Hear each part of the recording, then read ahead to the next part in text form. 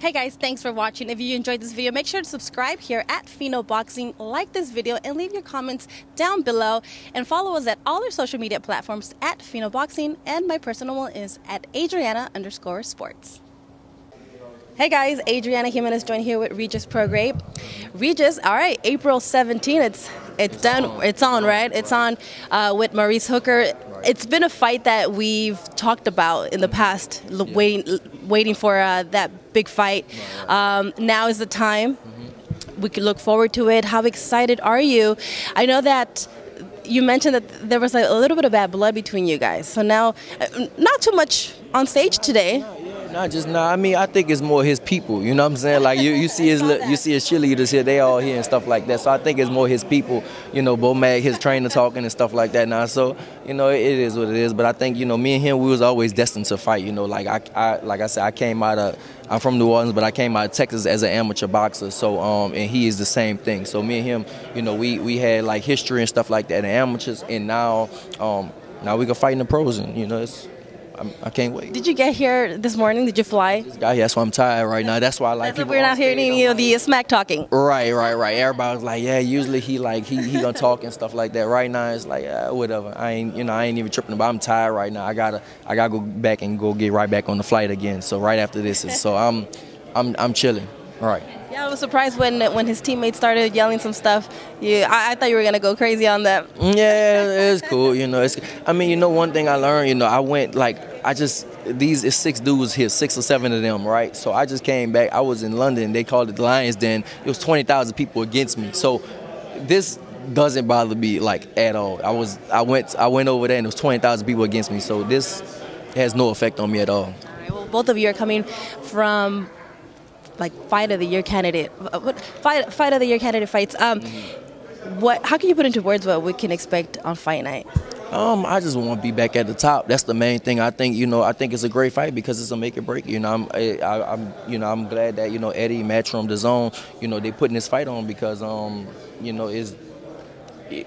it's a fight that like really matters. It's not no fight that we both fight nobodies and nobody cares about. People really care about this fight, and that's what boxing is about.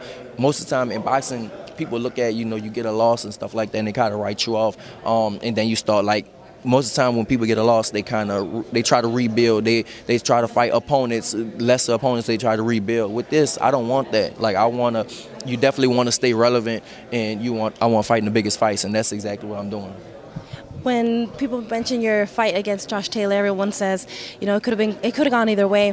When you look back into it, even though a few months have passed, you still feel like you won. That title should still be yours. Yeah, I still felt like I won. I still felt like it was a win, or it could have been a draw or something like that. But like I said, it's cool. Hopefully, we get the rematch eventually one day. But now it's just you can't even think about that now. The main thing I think about is just going to camp and being better than what I did last time, and improving on and doing, improving on my mistakes. With this fight being labeled as the best fight at 140 right now, with the champions taking care of the mandatories and such, I know you have to look into the future. I know you're focused into this fight, but you have to look into and when you look into the future, do you want that your title back? Do you want that rematch with Josh Taylor, or do you look into that fight with Ramirez that you were also very vocal about? I want the titles. I definitely want the titles at 140. But I think after something like this, it'll be. The profile will be even raised. It'll be bigger. You still got the Mikey and you got Jesse Vargas. They fighting. Maybe get the winner of those. I heard Devin Haney's coming up. Maybe fight him one day. At 140. So it's a lot of possibilities. It's definitely a lot of possibilities for for the winner of this fight. So you always say like the future, what you gonna do? But just for me, I take it one day at a time. I fight him, beat him, and then then see what's gonna open up after that. And talk to me a little bit more about that you're actually interested in the winner of this Saturday's fight between Mikey Garcia and Jesse Vargas, moving up to 147. So you've had some thought into this already. If Mikey wins, I think Mikey's a 140-pounder. So if he wins, probably be at 140. And it depends on what's going on at the titles. The thing is, boxing, doors open and close, open and close, open and close all the time. So you never know what's gonna happen. For me, it don't matter about the weight. It just matter about the names and the enormity of the fight.